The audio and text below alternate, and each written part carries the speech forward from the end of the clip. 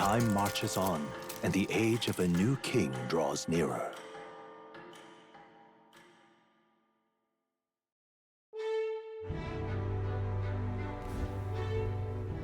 The road that was blocked by the landslide should be cleared by tomorrow, apparently. We set off for Brawlhaven as soon as it reopens. True. We have acquired the head we sought, but if we're to truly gain Louis's good graces, we should endeavor to stand out further from the other candidates.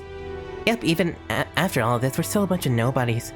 Maybe we can improve our reputation by helping some of the people around town. True. A wise suggestion. Some uptight, upright behavior and altruistic deeds are just what we need to gain more recognition. Well, fortunately for us, we already did everything in town, basically. Welcome back, ladies and gents. The name's Grimm, and today, we're not worrying about tomorrow. So, we can hang out with Maria. I said I was gonna hang out with her whenever we get... Why? bleh. I'm stumbling over my word. Whenever we get another Nurse drawing. So, instead, I would love to hang out with Maria again, but... I do want to do a few activities around town as a way of just saying goodbye to Martira. In the evening, we will be hanging out the old rogue woman who told us about the legend. I'm not interested in doing the bungee jump. Mainly since, it's mostly just dialogue, you don't actually see yourself bungee jumping. I didn't see this before. Abolish taxes, it's your money, reclaim freedom for the commerce and for yourself. That sounds right. Sounds like something a merchant would come up with, but the more you think about it, the less sense it makes. What happened to people who can't work? Besides, if there were no taxes, how would the kingdom help anyone? Be every person for themselves. That's true, that's true. Hello, lady. We'll come back in the evening. Or I might do it now in case anybody's arguing. I don't think there should be. I'll check later. The thing is, though, I am interested in... Stop that at once. And this man over here. Right, indeed, someone's up this way who Disney tried to sell me something. Most folk avoid our town lately thanks to Heisme. I'll tell you what, the cows are well at ease with so few people around. Why, the milk this season's the best it's tasted in nigh on 10 years. Why, it's that curiosity I see on your face. I tell you what, if you're up with the milking, I'll share a bit of it. What say ye? Up with the milking, huh? Is the farm life really calling your name? Be gentle with that cow, though. If I see to this cow with great care and sensitivity, I bet my tolerance will improve. Well, will it be, Farmer Alexander? Don't call me that. I'll try it. Got it. Okay, but we're doing this for the experience, not the milk. Thank you. That's fine, that's fine. Now then, come along. Mellow milk is a bit of a rare resource, so yeah. It's as simple as this. Just squeeze left and right others in the order I say. Squeeze right, left, right. Go on ahead. Okay, time to make with the milking first. Right. Right. Next, left. I've never done this. Right. And finally, right. Exactly. That milk was flowing like a river. Nice going. Oh, amazing. Wow. Oh, well done. Be on your way now. Don't forget your fresh squeezed milk. I'm certainly no expert at milking cows, but it seems like it went well. Went great. I think my tolerance increased as well. Right. Ooh, that was actually a big boost to tolerance. I'll gladly take it. 6 mellow milks too. That was really worth it. Wow. It's time I got back to the others. Like hell, we could only buy 5 mellow milks from the water merchant in town. So that was fantastic. That was a great use of our time. Went back to the Martira Tavern. Brigida is busy. Well, she's depressed. And we're gonna talk to Nurse on the road. So let's go chat with the women. But first, before that, let's do a quick little topic of the day. This is gonna be a bit of a quick episode. Oh god. I don't actually want to talk about an archetype today, honestly. Instead, since I feel like I've just been spitting that at you without any actually interesting topics, so instead, let's talk about a few more of the race, or tribes. We're going to do Ujif. Yeah, we've talked to Alonzo, so Nydia as well, and, well, this isn't really a race, but... where is... Aha. Well, Gallica Stroll. Did I not talk about fairies? Where are the fairies? I mean, they're not... Yeah, they're people, though. Are they magic? Where is this? Damn it, nature? Fairies! There we go, fairy. I do want to talk about fairies first, since they're seen more as a magical cryptid or creature that rarely gets seen. They're seen more as monsters or animals rather than people, but they speak... Basically, it's like a... How do I explain this? Or maybe it's more like a nymph kind of scenario where it's more godlike than man, but they're not gods. You know what I mean? They're good. Okay, they're magical in nature, and they're not considered a tribe. There we go. They're their own separate creature and entity. Fairies, intelligent life forms that originated separately from the 8 tribes. Fairies are magical beings whose lives are dependent on magic itself.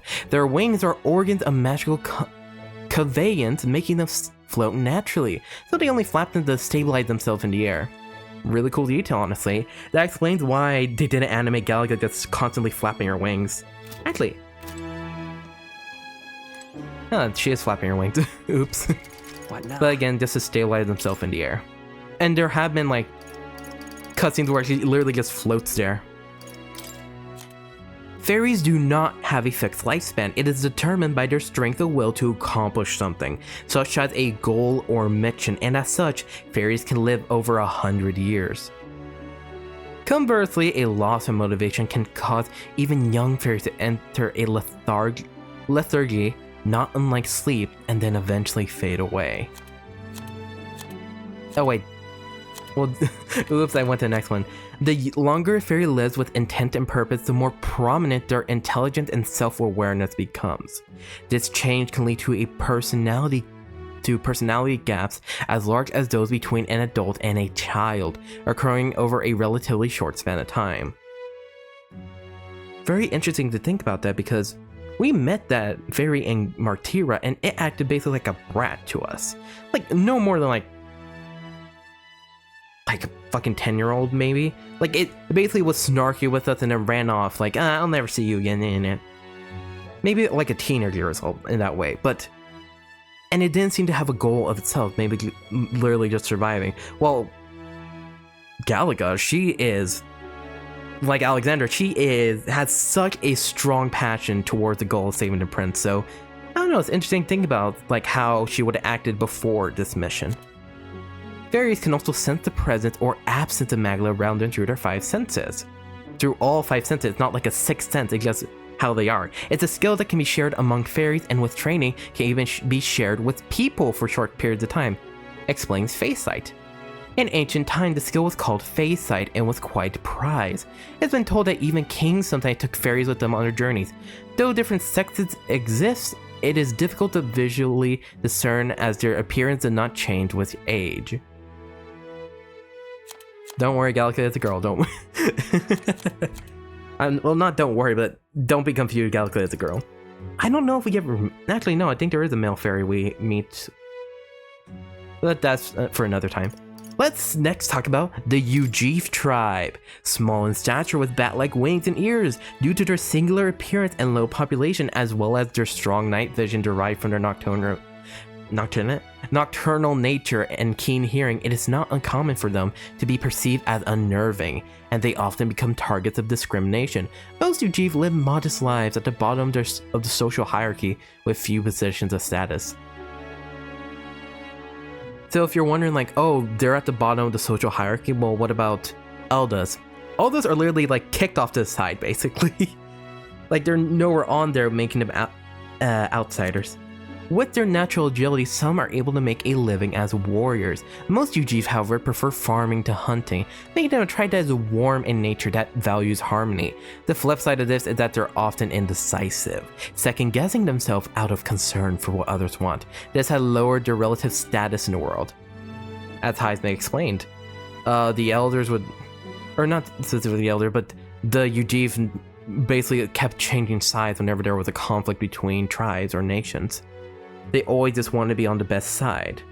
They always want to go for harmony specifically, and most Ujis, that's fine, that's how they are, but I guess for certain ones like Heisme, who lives for honor, that seems dishonorable, that's not right.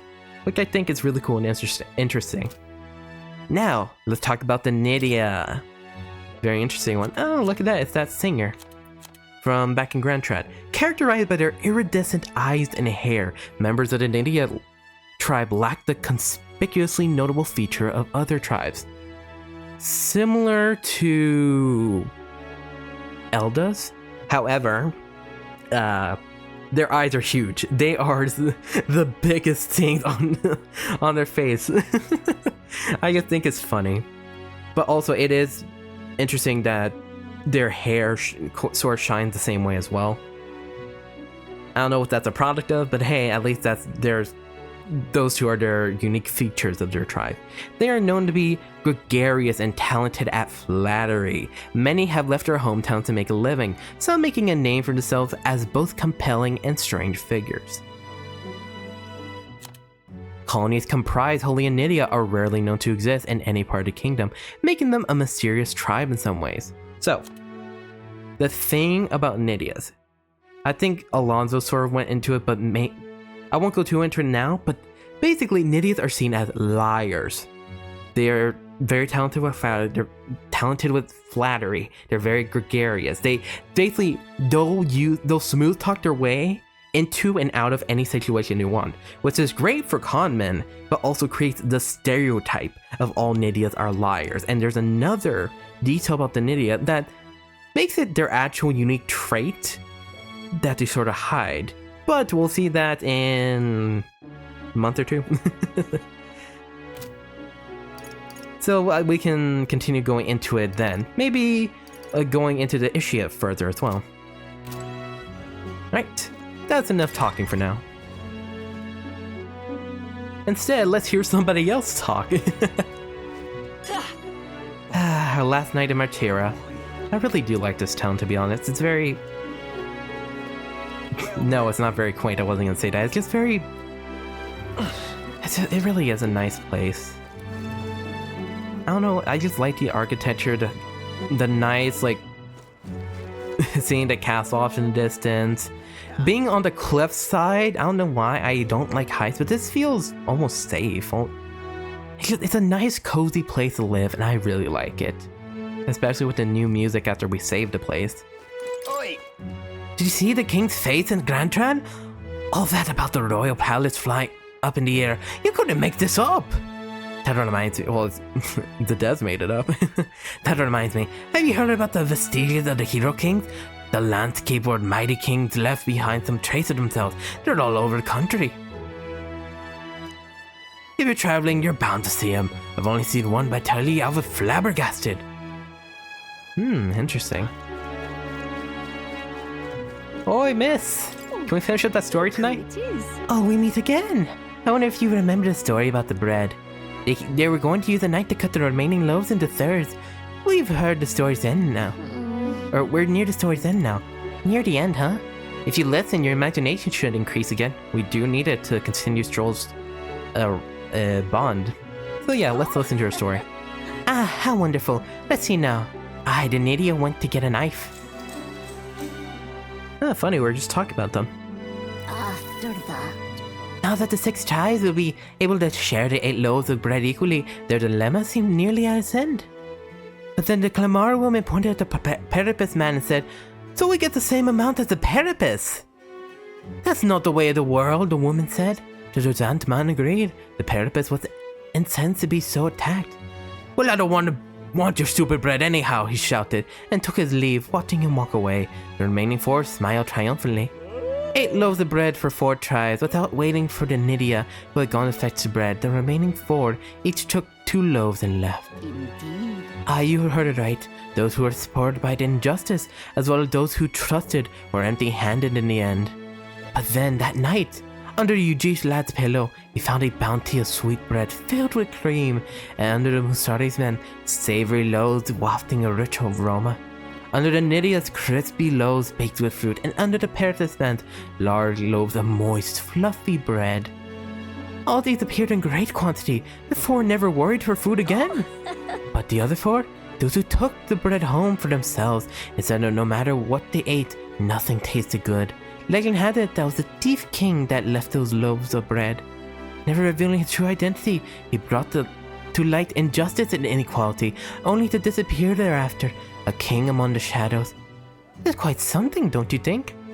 Different variations of the story do exist, and in some, it's an elder who brings the 8 loaves. Do you think? So, a fun little parable, isn't it? What the Thief King did is pretty great, but the reason this survived as a fairy tale is because inequality never really went away. I imagine a world where people who didn't know wrong saw justice served, just like the 4 who received the bountiful bread. I feel my imagination has gone up a little. Alright. Not bad, we're still a bit far from it, but we're about to take a trip in a few days, so we can focus on it then, and hopefully eloquence as well. Well then. It's time I get back with the others. Alright, that is it for today, Gents, and for basically most of Martira. Tomorrow we will be going out and tomorrow we'll be going out and leaving Martira since the road will be cleared by then, and hopefully it will only take a few days to get to Brilhaven, the next event being held there for the Tournament of the Kings. But until then, I'll see all you wonderful agents here tomorrow. Goodbye!